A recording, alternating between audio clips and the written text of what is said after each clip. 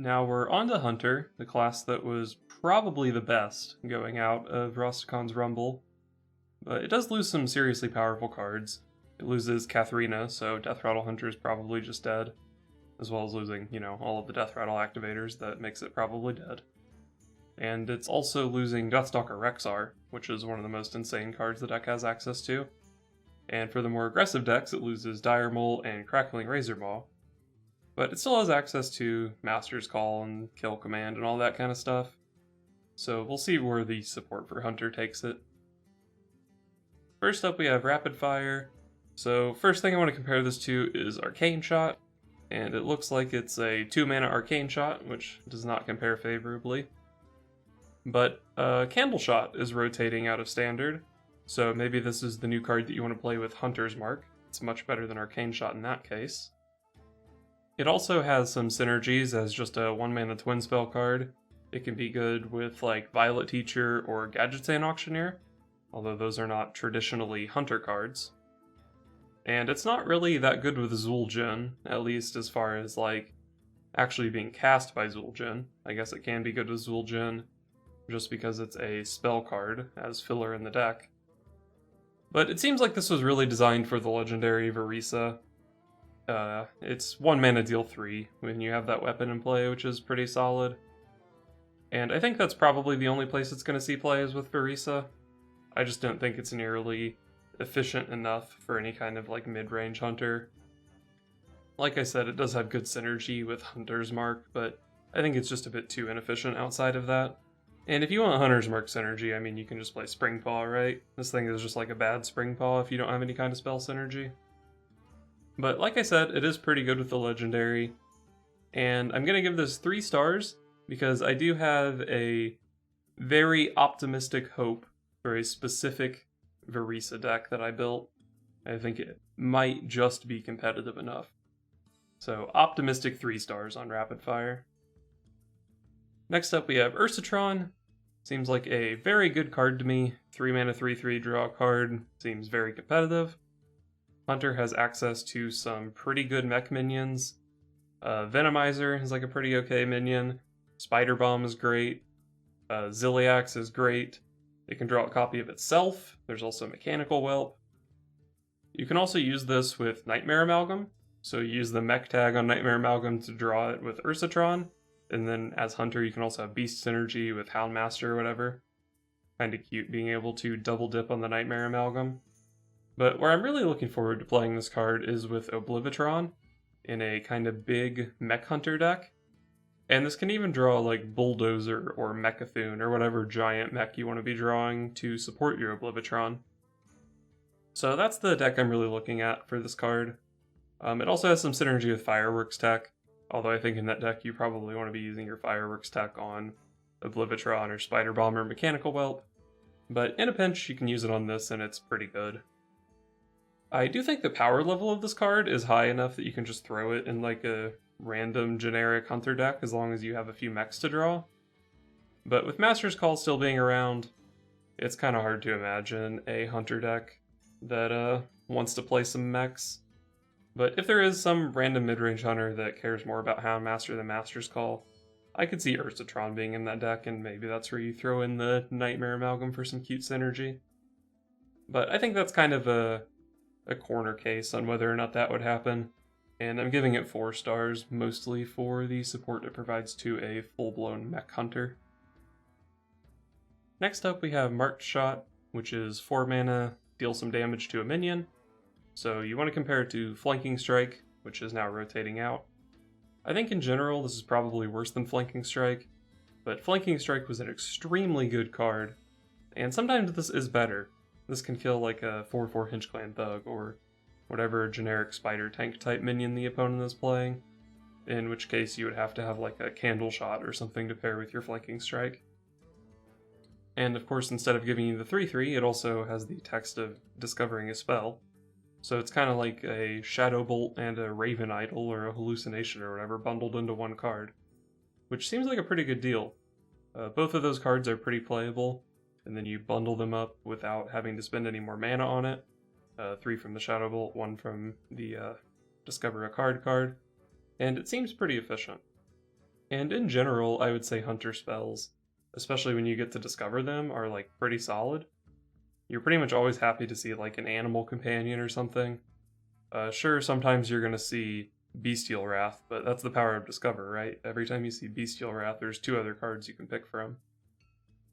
And speaking of hunter spells, this card is pretty good with Zul'jin. If there's any Zul'jin hunter decks, I think you definitely want to be playing a couple copies of Marked Shot. And I think there's a pretty good chance that there is a Zul'jin hunter deck, because in a world where only 3 classes have hero cards, you should probably try pretty hard to break every single one of those hero cards. So I think there's a good chance there will be some deck that wants to play Zul'jin, and probably wants to play Marked Shot as well. Now, I don't think this is a great card in a straight-up aggro hunter, not like Flanking Strike would be. But like I said, there's the potential in the Zul'jin hunter. I think there's a good chance you play this in Mech Hunter, which I don't think is going to be an aggro deck.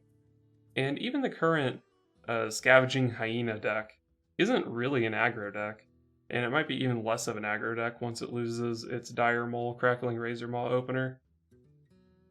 I wasn't initially super impressed with this card, but as I was building decks, I found that it just kept ending up in my decks, so 4 stars, I think it's probably pretty playable. Next up we have Shimmerfly, which is sort of a combination of like Web Spinner, Babbling Book, Jeweled Macaw, that kind of stuff. And those cards do see some play, sometimes they do, sometimes they don't. But I think Hunter spells are pretty good. And comparing this to the other Hunter ones, the Jeweled Macaw and the Web Spinner, I think Hunter spells are probably considerably better than some random beast.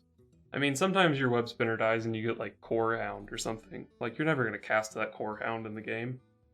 But even if you get one of the worst Hunter spells, like, you can usually find a spot to at least play Bestial Wrath or something. So I think this card seems pretty reasonable. I probably wouldn't put it in any of my current Rostacon's Rumble Hunter decks, but Dire Mole is rotating out of Standard, so the Hunter deck needs 1-drops. And this is a 1-drop you can put in your deck that doesn't interfere with Master's Call, so it might just end up seeing play based on that. I don't think it's like a super sick card, but it's a 1-drop that you can play in Hunter that doesn't interfere with Master's Call, and I think until Hunter gets a better 1-drop, that might just be good enough. So I guess to summarize, we're giving it 3 stars, because I don't think you're ever really excited to play it, but it just sort of fits into a position in the deck where you might have to play it. Next up is Hunting Party. I think this is going to be the first 1-star card. So I really don't like this card because it's card draw that's only playable when you already have cards. And generally you want to play your cards, and then when you're out of cards, you play your card draw to get more cards. This is also for a class that already has access to Tracking and Master's Call, and compared to those, this card is just insanely overcosted. Now, of course, this can draw you more cards than either Tracking or Master's Call, but keep in mind that it is capped at drawing 5 cards, because you have to have the beasts in your hand and room to actually draw them. I mean, if it was like 5 mana draw 5 cards all the time, maybe that would be pretty good. But it's situational, it's overcosted, it doesn't even have like the most insane ceiling or anything. I really don't see this card being played in anything. The only thing I could come up with that might make this card look okay is in like a Stone Tusk Boar, Immorus, Dire Frenzy deck, and then you copy the Stone Tusk Boars in your hand or whatever you're trying to do. Or it does also have some synergy with Undasta. I guess you can, Undasta into Undasta into Undasta or whatever. But both of those things seem super fringe, and I'm just not into this card. Unleash the Beast. Now, this is a card I'm into. On its own, it does seem pretty inefficient, like 6 mana, summon a 5/5 with Rush. But it does draw you another copy of itself because of the Twin spell. And if you compare it to, like, Holy Fire, which has been a very playable card in Priest, 6 mana deal 5 is, like, pretty decent. This doesn't heal you, which is sometimes the best part of Holy Fire, but sometimes it leaves you with a thing on the board, which can be pretty good. I do think that if you're looking to play like an aggressive hunter, or even the more mid-rangey hunter that plays Master's Call or whatever, I think this card is probably still just too slow and too inefficient. But this card is absolutely disgusting in any deck that wants to play Zul'jin. Because you play both copies of this, and then you go Zul'jin, it summons both of your 5/5s, and then I think it also twin spells off the first one and gives you another 5/5 rush in your hand. So this card is just crazy good with Zul'jin, and keep in mind we're losing like Spellstone and To My Side, so and Flanking Strike. So if Zul'jin is going to be playable, it needs to summon some stuff on the board, and I think this is like one of the best ways to do it.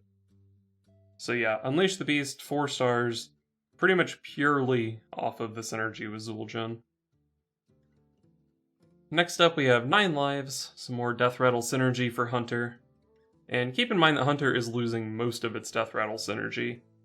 Play Dead, Terror Skillstalker, Cube, Egg, Katharina, all of that stuff is going away with the rotation. But there is still some pretty powerful mech synergy.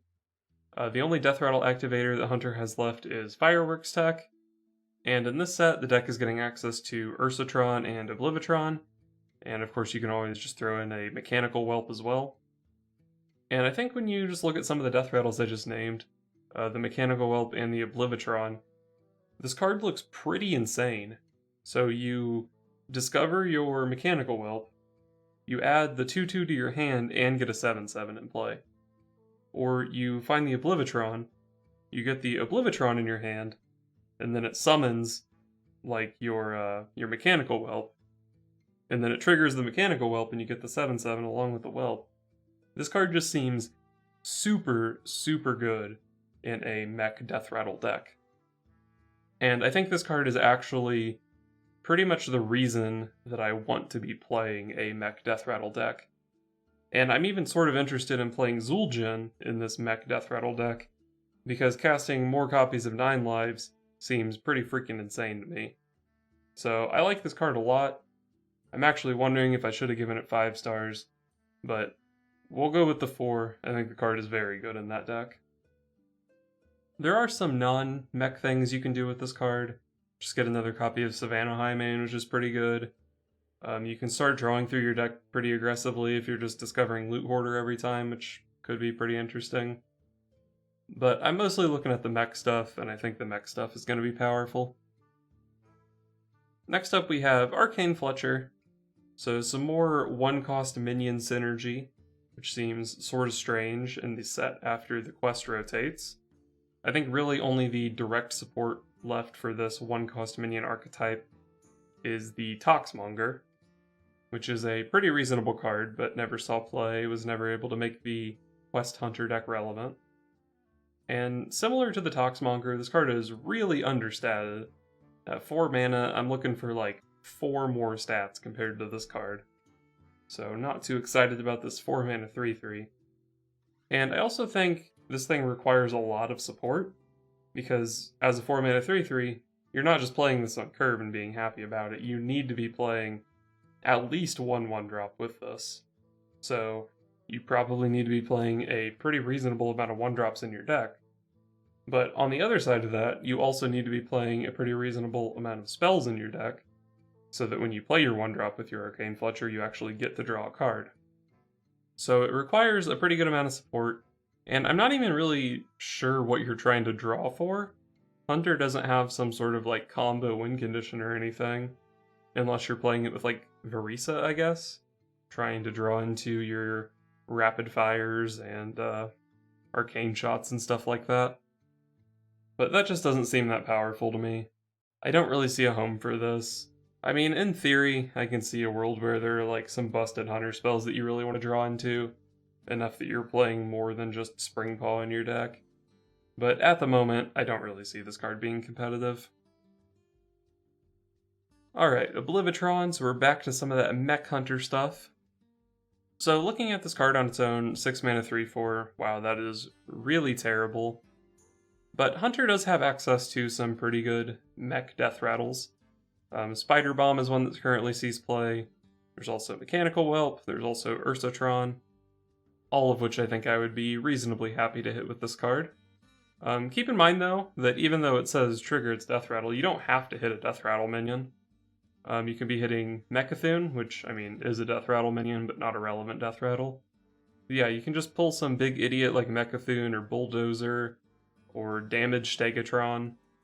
There's also just like Zilliax, pretty good mech minion that's probably in your deck, and you're happy to get the essentially 5 mana discount on it.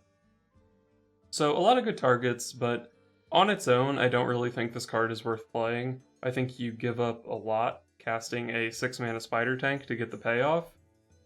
But I do think this is going to end up in the Mech Hunter deck because it's such an insane card with 9 lives.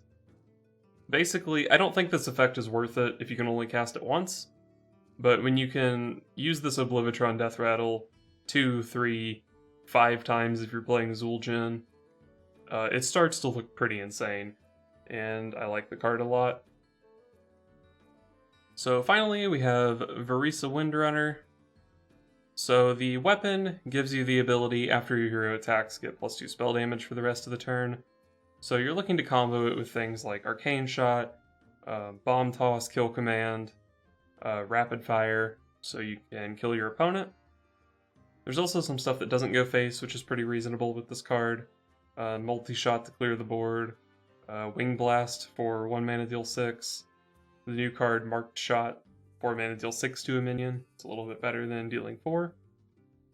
Probably the best thing that doesn't go face, well, I mean, it can go face, but it usually doesn't, is Baited Arrow. Because when you cast Baited Arrow, you really want to get that payoff of getting the 5/5, and upping the threshold on how much damage that card can do is extremely powerful.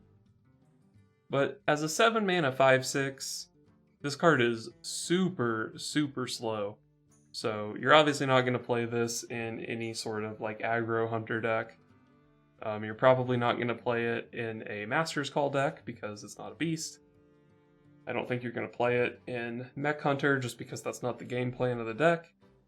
And even in a deck where you are happy to get the weapon, it's kind of the same thing as the legendary weapons from Kobolds and Catacombs. It can always just get oozed. And this weapon is not nearly as insane as like Skull of the Minari or something. But with all that being said, I did manage to build a Zul'jin Malygos Hunter that looked like it could definitely be tier 4. So I'm giving this an optimistic 3 stars because I want to put it in my Malygos Hunter and sometimes draw it with Geppetto. So that's all the Hunter cards. I think some of these are definitely pretty good. Some of them are somewhat optimistic, like if the Mech Hunter thing doesn't work out. Obviously a couple of these aren't very playable. If I'm wrong about Zul'jin still being a good card, then Unleash the Beast is almost certainly not seeing play. But I still think Hunter has several good shots at being playable in this expansion. The Master's Call deck doesn't lose too much. It does lose Dire Mole and Crackling Razor Maw, which is how the game, or how the deck wins like 20% of its games, is just curving those into each other. But Master's Call is a powerful enough card that I'm sure there's some sort of build that can replace those. I talked it up a bit. I think Mech Hunter is going to be pretty good. I talked it up, kind of, but the Malygos Zul'jin Hunter, I have some faith in being not completely unplayable. And of course this is the class that has Kill Command and Steady Shot, so there's always a good chance at Aggro Hunter being playable.